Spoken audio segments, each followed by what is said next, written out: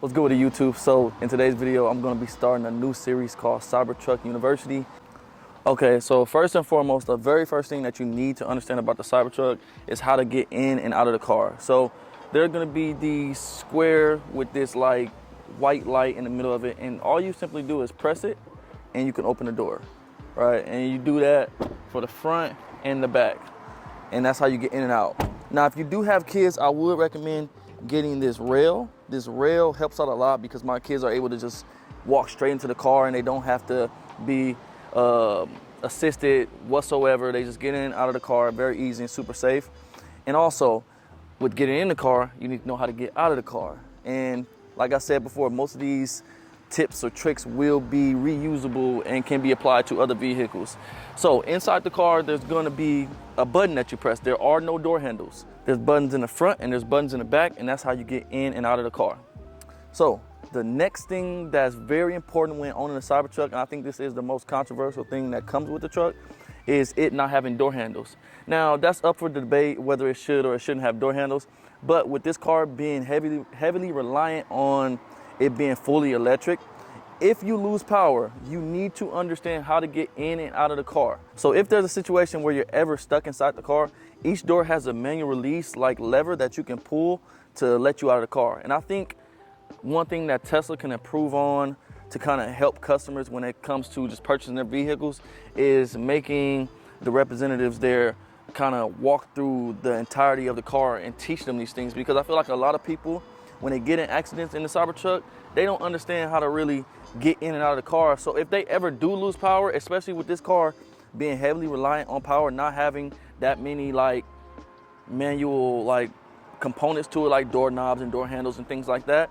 you need to understand how to get out of the car if you are in there. And I think when it comes to those accidents, I don't really know too much about the situations, but a lot of people are getting in accidents and they're trapped inside of the car, and I genuinely feel like some of those situations, they don't know how to get out of the car. Now, I don't want to speak on all the situations because I don't know too much about, like I said, but these are things that are very important if you are in a tussle.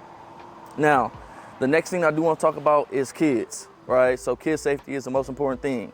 Now, the difference in Cybertruck between any other Tesla is that the manual release buttons or levers in the front are different in the back. So you need to know this and teach them this. So in the front, there's going to be a lever right above where the button that you would press to get out of the car. And in the back is more so by the cup holder cubby, and you have to lift this black silicone tab thing up and pull a yellow lever or yellow rope, right? You pull the rope and it releases, and that's how you get out the car if you are in a situation where you have loss of power. All right, so the third thing that you really need to understand and you really need to practice if you have a family is going through these type of drills or situations, and put your kids in these, situations where if they are in a stressful situation, they don't get stressed and they don't panic, and they can ultimately come out of the situation safe. So with my kids, I taught them where all of the manual release levers, buttons, whatever it is, I taught them how to get out of the car in case of a situation. I also taught them, do not wait on me. If I'm out, unconscious, or I'm out, get yourself out. Make sure you're safe. And I think that's very important because sometimes kids will stay with their parents or their loved ones and they won't think about themselves. So I taught my kids that, hey, get yourself out first and worry about everybody else later. So I'm gonna show you a drill that I do with them. There's two variations to it. There's a variation where they're in a real life situation where they have seat belts and different components going on. And then there's just a regular situation where nothing is halting them or is in their way, and it just, hey, get in and out.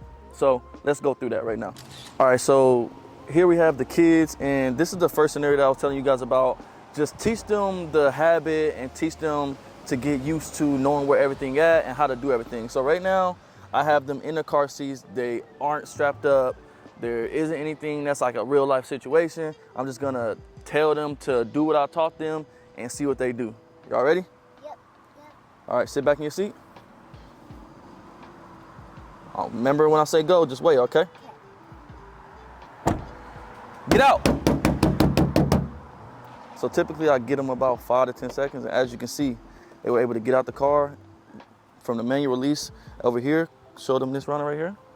So they have have a little So there's strap right there. there's a strap down here. They literally just pulled it. Oh, you can't see. I'll show it in some B-roll.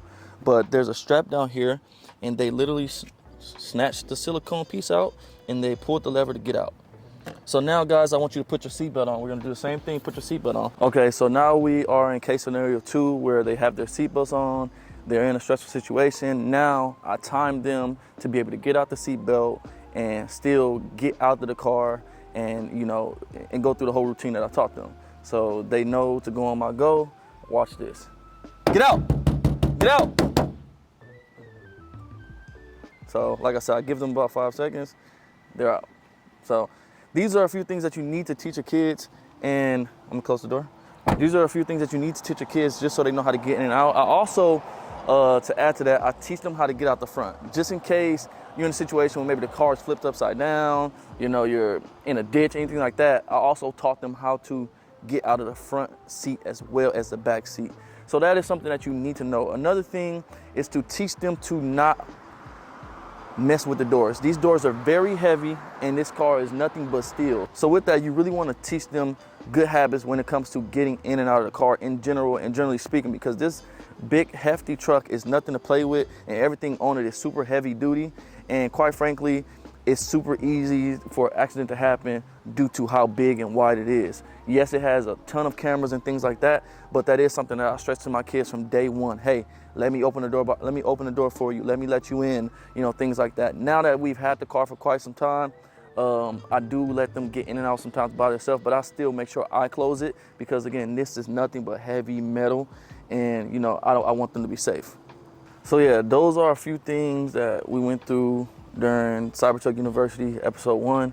And if you have kids, I think these things are very instrumental when it comes to their safety overall and your safety. I think a lot of people, when they get vehicles, we don't understand how to work it completely or what it does, right? These vehicles nowadays are more than just turn it on and go, right? You have to understand more of the ins and outs if you want to stay safe, because people are trying to make these cars ease of use, and ease of use sometimes takes away from the mechanical components of cars, and you have to understand the nuances of these new age cars. So those are a few things that I feel like you should know, and I feel like you should teach your family if you have the Cybertruck or any electrical vehicles, and I think it can go a long way.